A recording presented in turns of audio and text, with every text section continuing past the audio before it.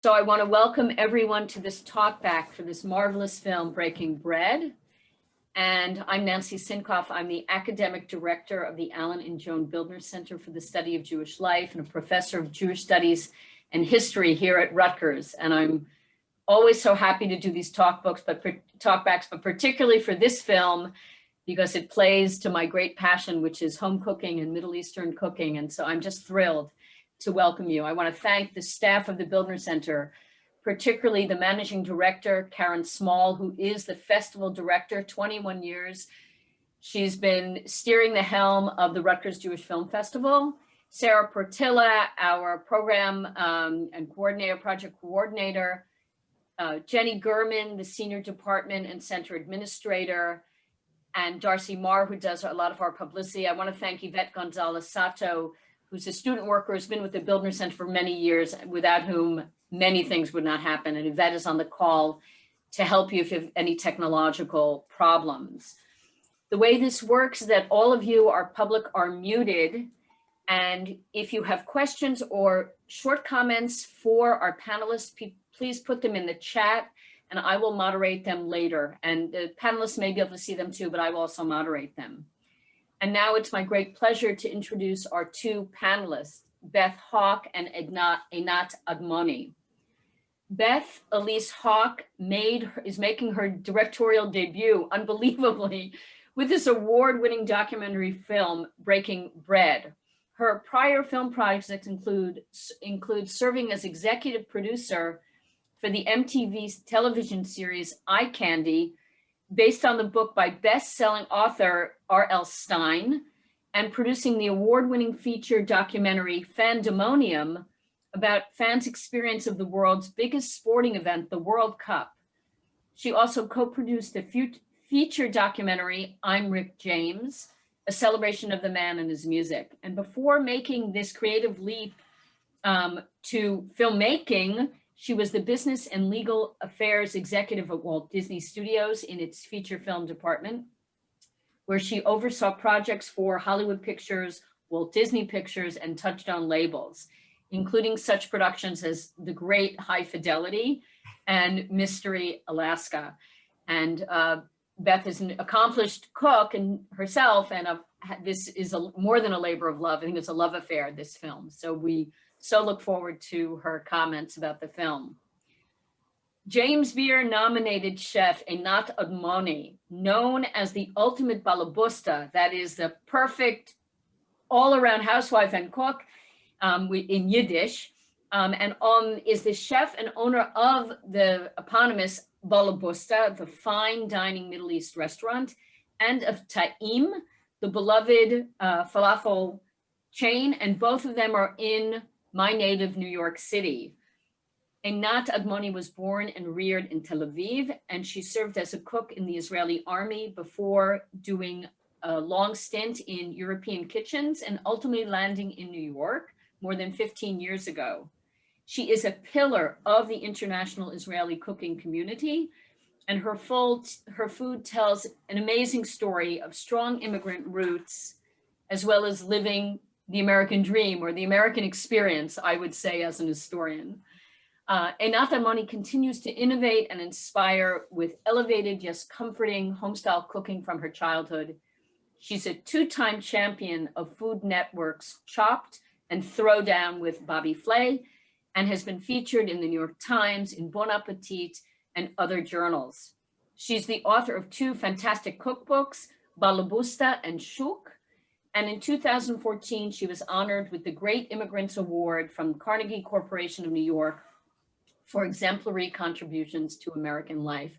I am just over the moon to welcome these two great women, Beth Hawk and Einat Admony. So I'm going to start by posing some questions to them to open up some general issues, and then Einat will take the floor, or take the Zoom pixel spot. So let's begin with some general questions. And this is to you, Beth. Tell us the backstory about this film. How did it begin? Why did you embark on it? What was your journey with this film? First, I would like to thank you and Karen and the Rutgers Jewish Film Festival for playing the film. Thank you so much. It's an honor. And of course, to be sharing the time with Chef Einat. I'm a huge fan. I've seen her on Chopped. She was incredible. And she did these interstitials on falafel on the cooking channel. If anybody saw them, that were hilarious. So it's a big honor. Thank you so much. This film, what can I say? It's been nothing but a joy. It started out because I live in Los Angeles. I was sitting in my car listening to the radio, and who came on but Dr. Nofa Tamna Ismail, who had just won Israel's MasterChef. She was the first Palestinian Muslim Arab to win. She was talking about bringing Jews and Arabs together through food. And I said, wow, wow, wow, how do I meet this woman? She's incredible. I got home. I jumped on Facebook, it's an internet story. I reached out on Messenger and I said, listen, I'm a producer in Los Angeles. I wasn't a director yet, but I love you. I want to hear about you. I want to find a story and I want to tell your story. And that's what happened. She told me about the festival and I said, we have to do this. My journey has been nothing but a joy. I mean, when this first started before COVID, we were playing the live festivals and I would say to the audience, I had so much fun making this film from the beginning to the end that if you enjoy it, just a little fraction of that, we are going to have a great time together. So that's what this has been. I am beyond grateful for every moment of it. The adventure, going to Israel, meeting the characters, eating the food, and then coming back and shaping the film. And it's a sculpture that you shape in the post-production editing room, every phase of that to now the response and the warmth and the positivity that I'm able to share and to feel back in this negative world that we're living in now is beyond. So let me just ask you one question. I mean, how much did you know besides, loving Middle Eastern food? I mean, how much did you know about Haifa? How much did you know about the Palestinian imprint, if you will, on Middle Eastern cuisine? I mean, how much of a learning curve was this for you? Zero. Haifa, 1%. I had been to Haifa, I think, when I was 15 years old, possibly. That's one of the things that,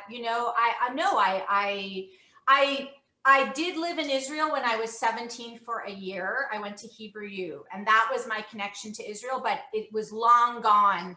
I'm grateful for that because I knew Hebrew at the time, and then I forgot it for decades and didn't realize how much I would need to know it to make this film. I think I was naive when I jumped on the plane and went out to scout, came back, raised money quickly, and went back.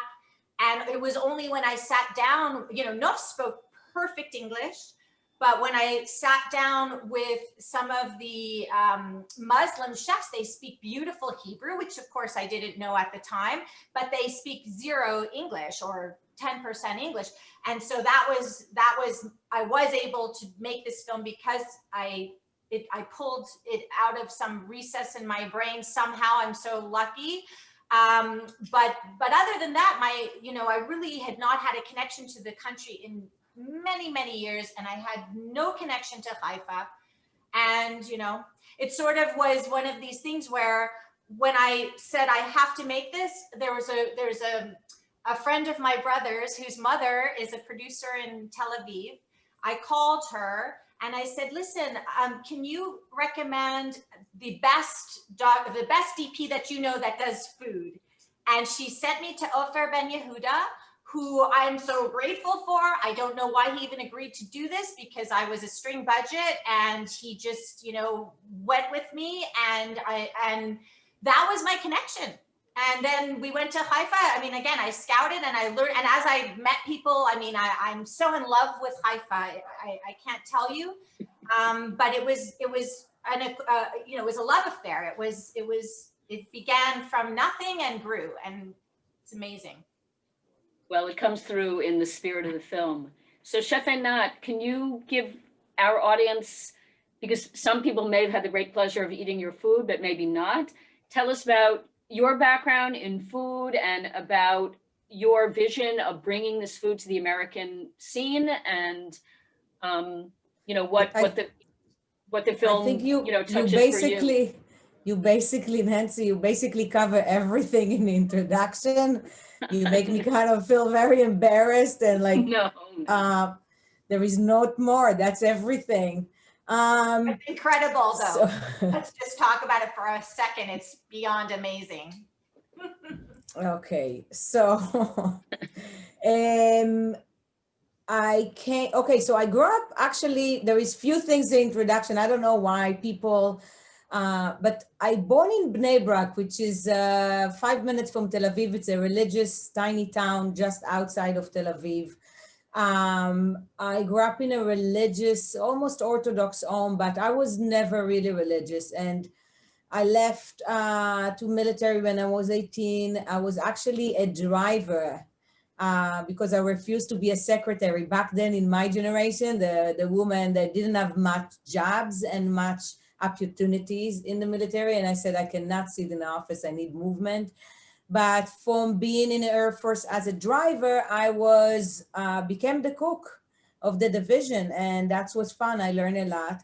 I was cooking since I'm like probably 6 years old. I was in the kitchen growing up in conservative Jewish house. Like we have the Shabbat dinner that prepared from Thursday evening until Friday afternoon. Stress. We need to hurry up before the Shabbat is coming. So yes, so that was like a routine every Friday. And today I'm looking at my two kids and I'm like, well, every time I said, when I was your age, I used to do so much when I was your age.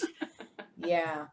So I grew up in Israel. I left to military, and after that I lived in Germany for 4 years, and then in Holland, and I traveled around there. Came back to Israel to study something, and it was very hard for me with gaining education because I'm a serious ADD. So sitting down and contain information, it's tough.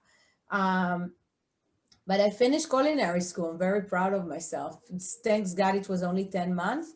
I work a little bit in Israel, but I came to United States 99. So I'm pretty much in New York. I've been a little bit in Florida, but pretty much in New York for the last 20 years. What else? I came here. I came twice actually, both for a man. My first husband and second husband. The second one stick though, all these 18 years, surprisingly. I'm married to an amazing French husband that basically run all the business. We run everything together. We work together all this time. We opened in 2005 a tiny shop. This is how we started, a tiny shop in the West Village, 200 square feet, 5 seats. It was pretty intense. Like every dime we save, the little money we have, we loan some money from friends and family, whatever we have, we put in this tiny place. And that was interesting. I was just pregnant with my first child, and it was our time back then. And things got better after, but opening your own business with, yes. No, you whether or not you like it or not, you are kind of a translator, if you will, of the Middle Eastern palate and the Middle Eastern experience to the American public. And the film is about translating that too and breaking down cultural barriers. So can you speak to the film about what of the film resonated with you about Israel, or what it didn't, or about the cuisine, the way the cuisines are so of the Palestinian chefs and the Israeli Jewish chefs, the way they're intertwined, and how that does or does not, is not reflected in your menus and what you do? So the way I look at food is it's about a story. Of course, the first things for me, it's a big flavors. That's all I care. I stopped caring about using tweezers and do very fine dining. This is how I start, with very fine dining, Michelin star, like really serious restaurant. And then I realized that I want to create food that basically is memorable and craveable. Obviously, I love the movie, Beth. I told you that before. It's a great movie. It's something that I personally totally believe is that food is a bridge and we need to put politics aside. And it's very hard when we're talking about Palestinian-Israeli situation, when food is coming, it's very hard, but this is something that I try to do for so long. When I open Tahim, sorry, Siri is recording everything I said, which I love. You need to stop. I'm sorry. So basically, when I open Taim, the whole story with Taim, how I open, it's funny because I hate falafel before. Like I never liked falafel. I grew up with a dad, Yemenite dad, that used to bring falafel and always give me heartburn. And I'm like, okay, I want to open falafel and I want to open the best one that I can with very fresh, no bread, no baking, so nothing's that going to, with great oil and something, you know. And for me, for all these years, I do, as I said before, I create a story. It's not just about the food. It's where's my mom came from, how she been kind of adapted with a different family that was Iraqi. So she grew up with Persian and Iraqi food. And my dad born in Israel, but he came from Yemenite family. So he have his culture and the neighbors, which in Israel, they are like family. So you always exchange food. And growing up in Middle East, you know, like there is a big story behind the food. And that's what I really connected to this movie, because it's like bringing two culture that's super similar. And as much as we try, and I think Nov said that in a movie, it's so true. The Israeli like Middle Eastern food. This is a palate, like this is what we like to eat. We are too similar. This is what like was always like blow my mind. It's like what happened? They're I know. cousins, like she said, and something went wrong, but they're so similar. You can't, I felt like you could not tell the difference. And I think people have commented that on the film, you really don't know who is who. You could either, any of them could be interchangeable. Yeah. You know? What happened is politics and religion, basically, I think, but that's what happened. Exactly. And food removes that. That's what Yeah. I've always been saying, you know, food removes Yeah. the politics and the religion. They all have grandparents who influence their food. They all have these memories. They all and then they all enjoy this Levantine food. Every side can claim it, but if they sit down, the conversation is going to become, oh, what do you put in yours? Oh, what do you put in yours? It's not about, oh, you're a Jew or you're this or you're that. It's wow, we eat the same food, and suddenly humanity shines through, you know? That's the beauty of food. I also love what Nov says about how it can transform your thoughts about things when she talks about the Gazan dish, and how, you know, when you think about the media and Gaza, you think about war. But if you tasted this new wedding dish that she had assigned to somebody at the festival, then next time you're going to think about pleasant wedding thoughts. And that's beautiful to me. And that's true, because this is what for me, try to create in every restaurant I open, and every kind of concept and menu. It's what there is behind. It's not just like to try to impress, or need to have some soul inside, and need to have some, basically, I don't know, like creating, kind of bringing my ancestor back. That's what always been very important to me. So, Beth, I have a question for you about how did you end up picking who you wanted to focus on, and what was that process? I assume there were other contestants, but we don't know them. So how did that work? There were other chefs, but again, this film was done on a shoestring budget. It was me and two people, Ofer Ben Yehuda, the DP, and we had a sound person, and we had limited time. We didn't, you know, every day I was the assistant to myself, right? So every day after 16 hours, I'd come home and then I'd have to figure out what are we doing the next day type of thing. What was amazing is, and I think you find this, it's inherent in Israel in general, is the people are characters, right? They're just, especially chefs anywhere can be characters and wonderful characters just by virtue of what they do and how they want to feed you and give you love through their food. And now you add Israeli chef to that mix, and wow, I didn't have to do anything. Anybody I spoke with was incredible. But honestly, Shlomi was the first person that I came across, and that's when I knew I had a film. I interviewed him and I said, wow, okay, now I know what to do, because he was such an incredible character. And then I met Ali and I was like, wow, how did Nuf pair these two people together that are so perfect? And then it just went from there. So sure, there are a few people that didn't make it to the final cut, but honestly, I loved them all. And so many of them had incredible characters. And it was just a question of, what worked the best in the sculpting of the film. What I found, because I did some TVs and shows in America, and I have some, like a chef table I did in Israel. I did few things over there, and it's totally a different story. Everything is last second in Israel. Everything is like, it's interesting because the things that I create, there is super creative people. Like there is a lot of great things come out, but every time, like I'm not getting, because I'm here for 20 years, I think I used to kind of a different rhythm and different professionalism. So it's like, I'm still super Israeli, so I kind of like accept that with joy, and it's make me laugh every time. But I wonder how is for you, Beth, as an American that did work all your life with American production and different things. How was that working with Israelis?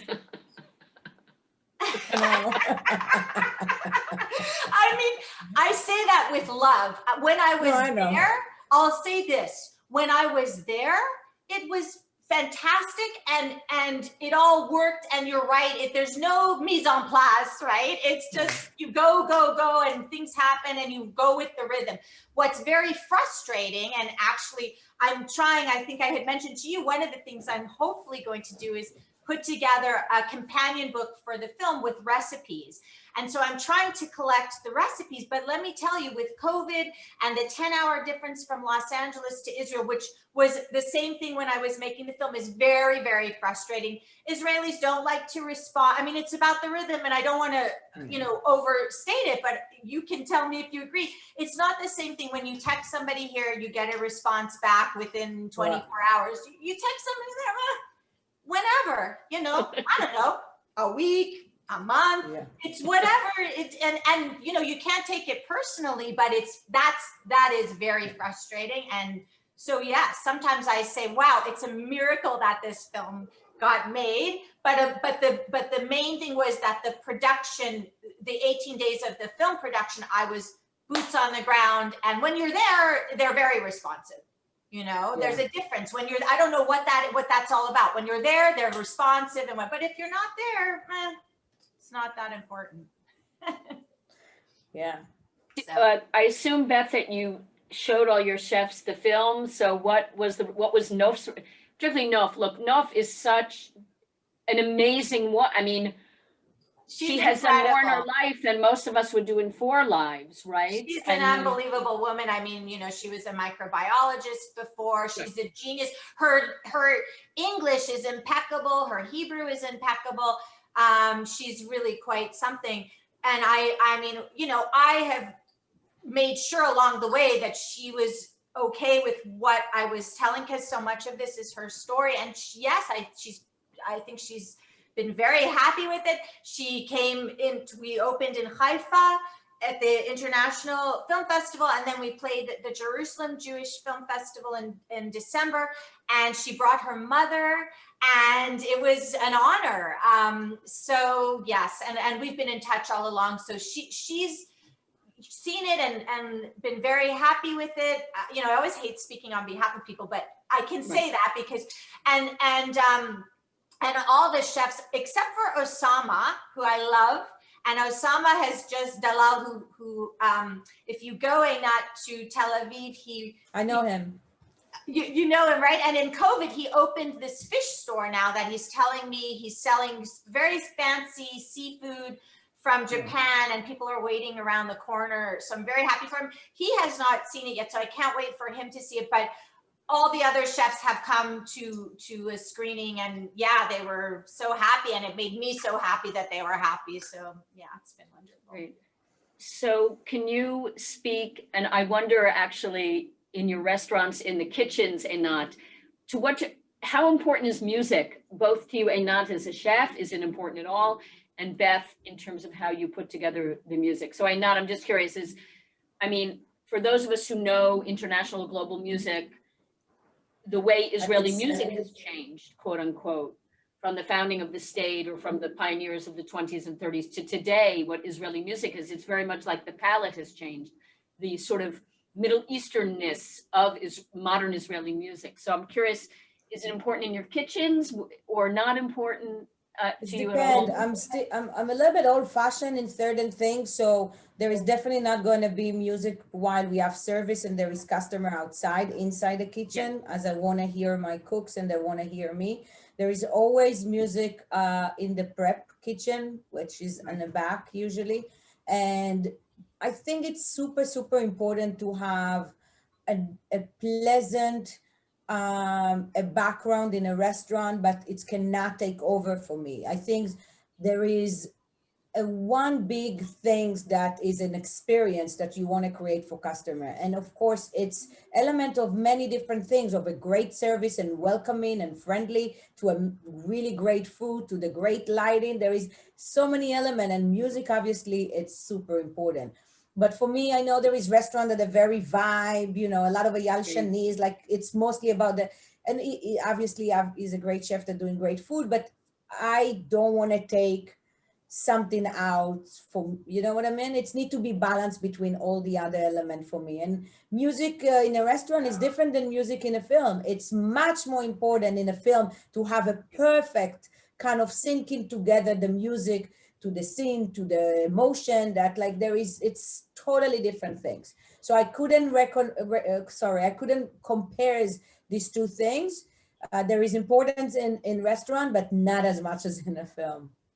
Well, I'm with you. I actually ask people to turn music down in restaurants all the time, but speaking for you, the film director, you? what?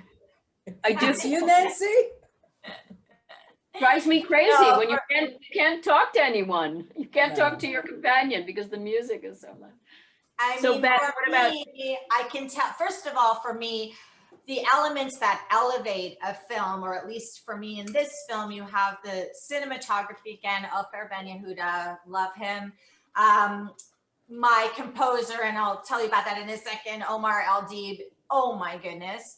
And Nicholas Bateman, who did the graphics and the maps and the coloring. And these are elements that take a film to the next level for sure. Music is so important in my opinion. I mean, wow, if you'll ever see a movie without the score and then with the score, it's transformational. And it was very, very important to me. And what I really wanted to do was extend the narrative of Breaking Bread, where the Jewish and Muslim chefs were coming together through the food. I wanted to find a Muslim composer that I could collaborate with on the music. I was so lucky to find Omar Al-Deeb, who's crazy talented Egyptian Muslim. And we walked the red carpet at the Santa Barbara International Film Festival and talked about this story because we learned so much from each other by working together through the music, which I think is the same idea as the food. And it's all about communication. If we could just communicate a little bit better, wow, the world would be quite a different place. So what was cool was his first of all, he's, the music to me is to die for, and I'm beyond grateful to him. And it was his idea to bring the Arabic instrument of the oud, which you hear throughout. But then I said, wow, now we need to balance this out and we need to bring in the violin, give it a little European Ashkenazi flavor. And I contacted, because again, I'm string budget, I contacted a friend of mine in Germany who used to play at University of Pennsylvania in the symphony. and asked her, please, will you help me with the violin in this? And she did. And she would send me the cues on WhatsApp, and I would give her notes back. It's crazy. And then we would bring it all together with Omar. And I'm just so proud of the score. And yes, it was really important. So. Well, it shows in the film. So I have a question, but we touched on a little bit about Haifa. I think it's really, you know, for those of us who know Israel, and I've lived there myself several years and spend a lot of time thinking and reading about Israel, read the daily papers, you know, Haifa falls out for many Americans, American Jews and others, because there's so much focus on the binary between Tel Aviv, the secular, New York with the beach, you know, hip, tattoos, young people, you know, sexual freedom, and then Jerusalem, which is always characterized, often mischaracterized, but, you know, as only Haredi or ultra-Orthodox, or the conflict with the Palestinians, which is not true, you know, it exists, but Haifa really falls out for a lot of people. So can you, both of you, or, you know, speak to Haifa as a setting? And I was particularly impressed with the interviews you had with the mayor. So can you speak, either of you, or, you know, and it may not be exact, you know, may not be what you know as well, but what about Haifa? I'm happy to talk about Haifa because I fell in love with Haifa. Haifa is this magical city, like Raed Awad says. I don't understand, but that was my gift as a filmmaker to discover this. I don't understand why Haifa is not on the, I really do understand, because it isn't. If you're coming to Israel and you want to do the religious sites, etc., you're going to go to Jerusalem. If you want to do the food sites, you think you want to go to Tel Aviv. Haifa is probably more a place where Israelis, you know about it, because they want to live there and they don't want the stress, let's say, of Tel Aviv. But wow, what a place. It really truly is that coexistence, if you want to use that term. I think the labels are gone in Haifa for the most part. It feels like the 1990s. Nothing different has happened. The decor is the same. It's, you know, and you don't see people on their phones. You don't see televisions, people stuck to the news in restaurants. People sort of are living there. They're not interested in the outside world. I think they're living their lives, and they just want to enjoy their lives. And that's why they've chosen to be in Haifa, I believe. And not to mention, it's physically beautiful. But I think part of it is also like Hila Alpert says in the film, you know, Haifa, there's no God in the middle. There's no, you know, Jesus wasn't there. Moses wasn't there. You know, Muhammad wasn't there. The only people that have a shrine there that it's an important city are the Baha'i. And like she says, they don't fight with anybody. So, yeah. Right. So the Baha'i, a universalist religion, and have gorgeous grounds, gorgeous. They have a Mecca shrine there that people make pilgrimage to. Yeah.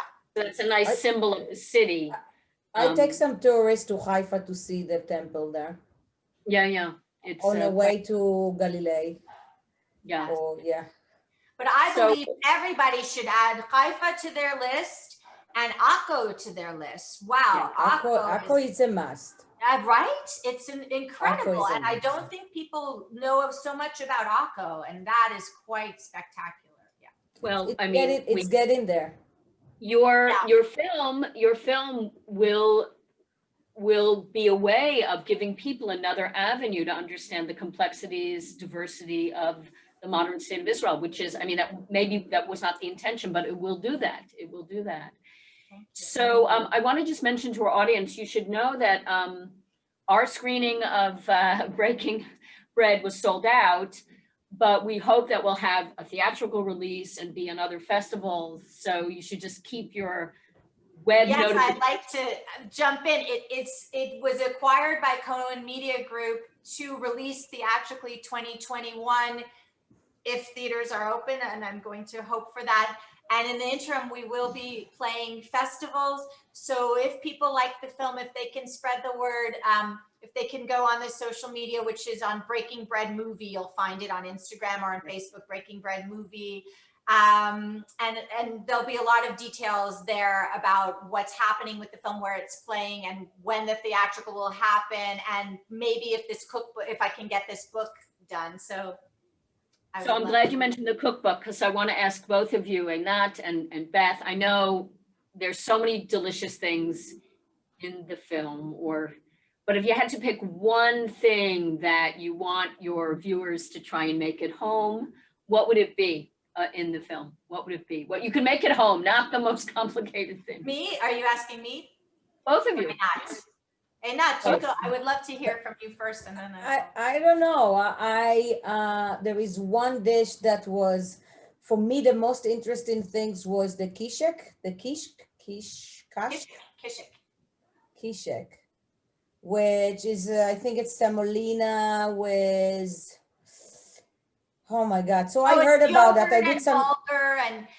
And honestly, I didn't have room in the film for all the steps that Ali explained that his mother had to do to make that kishik. I was laughing just at the thought that she had to put it on the roof for 20 days to dry in the sun. But a lot of people do that. So this is something I do a lot of research, and I'm very curious about, and trying to find a way, in a modern way, how to do that, especially with the health department in New York. So, but that's what's for me the most fascinating. A lot of things I was interested about, because I talked to Osama before, and he talked about this octopus makluba. So I heard about that dish, but for me, I love octopus, but for me, it's need to be in a. So that's something I'm curious to see the flavor, and I think Ali kishek was fascinating. So for me, what I found, again, just like I thought Haifa was this exotic place that people don't really know about, I found the food was so exotic in this film, so that even incredible chefs like Chef Einat is saying kishik is something that she's not quite familiar with, because there were a few things like that, like ta'ashimi, for example. I've never heard of that. Have you? Maybe you have. No. So, the Monty maybe, but there were these dishes that clearly are not something that you find around the States at all. So I found that so interesting. For me, so far if I make this book, I think what will be a really fun thing to do for people to cook at home and then go see the film and celebrate and invite an enemy or a friend or whatever to go bridge the gap together would be so far the kataya, because at least it's coming out that it's not that difficult to make. It seems pretty easy. I already made it one time. I was shocked. This is Salah Kordi who gave me the recipe. I've had to convert it a little bit and I'm working on it, but and by the way, I do not want to put myself out there that I'm any chef. I think you made it out that I'm some big home cook chef. I do cook, and we're a family of cooks, but I would never put myself out there as some incredible chef. Having said that, I've been working on this, and yes, the katayef has been so fun. The pancakes come out like a Bellini. They're very simple, and I feel like you could adapt them in so many ways. So that will be the big thing. And the other thing I would say, though, for me that is so special, and I'd like to learn from Nof, hopefully, is how to make the Monty, which were the lamb dumplings, because to me, that's the metaphor of the film. For her, she talks about how when you bring people together and you are open to all people, then your world is more colorful. And the Monty is this beautiful, colorful dish. So that's, to me, what I want to learn how to make. Right. So I'm looking at our chat, and someone's wondering if the food festival has, COVID, forget COVID for a second, but if we can, has it been kind of a great tourist attraction for Haifa? Do you know? Is it something that draws people now? Do you have any idea? I think since the last 12 months or so, or the last year and a half, it didn't happen last December because a new mayor has come in, and the mayor, from what I understand, has been focusing more on the infrastructure, like the streets and all that, not so much on the cultural stuff. So It didn't happen last year. And at the time, Nov was thinking about bringing it to Tel Aviv, but of course now we have COVID and all of that. So I'm sure at some point it will, emerge again and, hopefully in a bigger, better way. I don't know if it will be in both cities or how it will work, but. So let's see what else I can think that we wanted to touch on. Well, we don't really, I think, I love the way the film starts with hummus, or at least the trailer starts with it. And so I have a big important question. Do you need to peel the chickpeas, Chef Einat, or not? No, absolutely not. Chef Einat, you need to give me the tips because I've also been trying to work on that, and I feel like you do. No, you don't. Explain, You need to explain. you don't need, you come to Balabusta and you will try the hummus and you tell me after if I need to go peel the things. It's the creamiest things you will ever get. So what I what's do, the trick? Yeah. the trick is something that if you ask me that 5 years ago, I would be upset, is to put baking soda. I put very little, it's breaking down. You can take some of the scheme that getting up, but peeling the chickpea, I'm doing 10 quarts. How I can peel 10 quarts of chickpea? This is millions and millions of tiny little grain. There is no way. So, and I met a girl that actually take a potato meal and and the hummus was not great. It wasn't half tasted than what we're doing without that. There is nutrition in the peel. There is no reason to take it. And if you cook it long and well enough, it will be better. It's sweeter, absolutely not. But what And does it matter? Wait, I have a question. I have another chickpea question. Yes. There are different kinds of chickpeas. Is there a particular chickpea that should be used for your hummus? I use the 5 millimeter, is a very tiny one, and not the big one. So they cook very fast. They're breaking down. So they're really like a puree. I cool them all away. I don't do hummus when it's hot. Dangerous as well. So I basically chill it, cover it, and then I make the hummus. Now, and some people use the water. Go ahead. So some people use the water. I not always like the water. They're sometimes too dirty for me, but they give great flavor. Mm-hmm. Yeah. Do you pre-soak your chickpeas though, or Absolutely. not? You have to, yeah. Of course, overnight, cold water. But and I noticed though that if you soak them too long, that can be a problem too. They smell really bad. Have you noticed that ever? Too long will be over 2 days. That will be smell bad. So overnight it's enough. Another trick before we're gonna go, another trick I have to add. So after you soak the chickpea, there is freeze them. Just take a Ziploc and put them in the freezer, write the date so you know, and then you can cook them in seconds. Because people said, oh, I want to do hummus, but I don't have chickpea. Now tomorrow, no. Now you have frozen chickpea that been soaked already, and all you need to do is just to cook them for as long as it takes, but you cut the process. I do that with all beans, actually. Wow. You realize this is that's the tip, that's the price of admission. That's like gold for them. Definitely. Oh, I have many. That's gold. And I'll end with a funny, if you ever want, I'm sure, well, maybe you haven't read it, but Ruth Reichel, was the former New York Times and then Gourmet Magazine. Her first memoir is incredible about when she was back in the day. And she talks about working at the Sparrow before Chez Panisse came. And everyone, they hounded her out of her kitchen because she made hummus rafava bean with canned beans. That was asur. That was forbidden. You have to soak that. You can do that. For a home cook, you have to think in advance. I have to soak the beans. Yeah. So the idea that you could soak them and put them in your freezer is great. Okay, we have one last question before I say goodnight to both of you. Do you think that the film tried to challenge this idea of culinary authenticity? Beth, is there such a thing as the real dish versus? So this is a topic that what I try to do is put it out there to spark conversation. I try to, from the people that I interviewed, I tried to put as many voices in there as I could. You had the Israeli Jewish voice saying, oh, let's give credit to where the recipes came from. You had Nof's voice saying that, you know, if you make a Chinese egg roll, you're not going to call it, you're going to call it Chinese. And then you had Dochel Safadi, who is Muslim and wonderful, renowned chef in Israel, who said he calls it Israeli salad.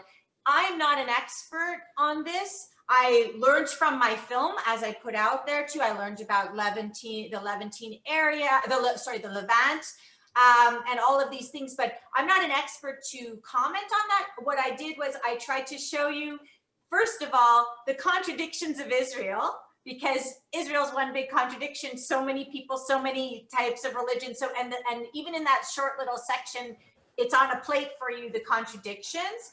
And the subject matter is there. And I know Einat she will have her voice to speak, but for me, it's not for me to give my voice to it. I'm not an expert on it, and I was able to see all these different angles so I can understand them all, but it's open for discussion, and I will leave it to Einat to give her side of the story. Are you sure about it? Well, it's, No. I mean, whatever you say is, again, your voice, and there are other voices that I think in this kind of like environment, okay, so sometimes I have a friendly argument with Arabic Palestinian friend, and they said, okay, it's very upsetting that you call hummus Israeli.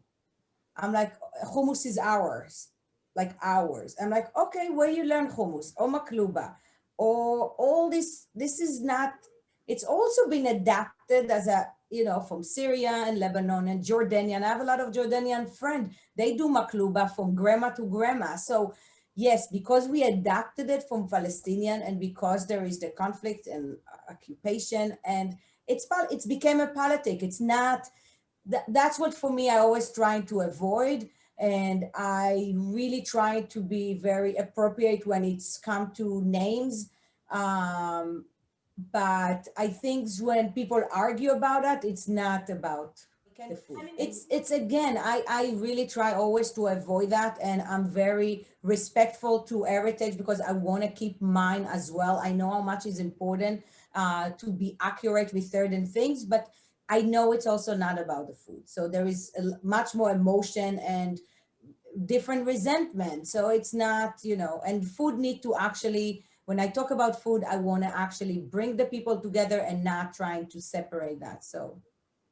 Yeah, I think the search for authenticity is often a mythic search and not really worth it. Yeah.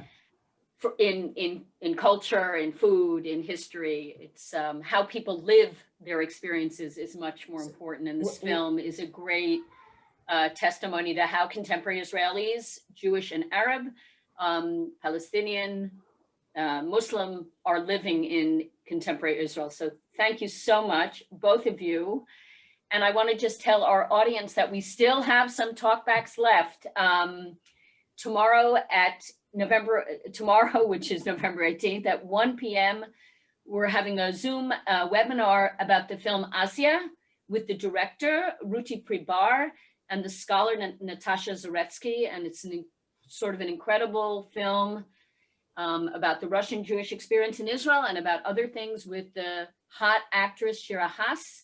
So I urge you to come to that talkback. And on Thursday night, we're having a talkback with the director of the film Shared Legacies about the Black and Jewish experiences and the NAACP. So please join us for both of those.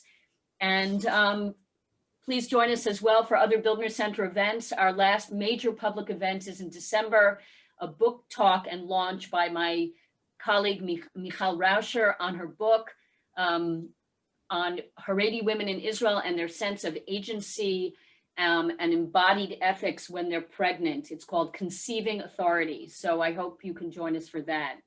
To Chef Einat, thank you so much for joining us. And to director Beth Hawk, thank you so much for a wonderful film. And to the rest of you, stay healthy, good night, and I hope to see you in person soon. Good evening. Thank you so much. Thank you. Bye. Bye. Bye, Lihit. Bye-bye.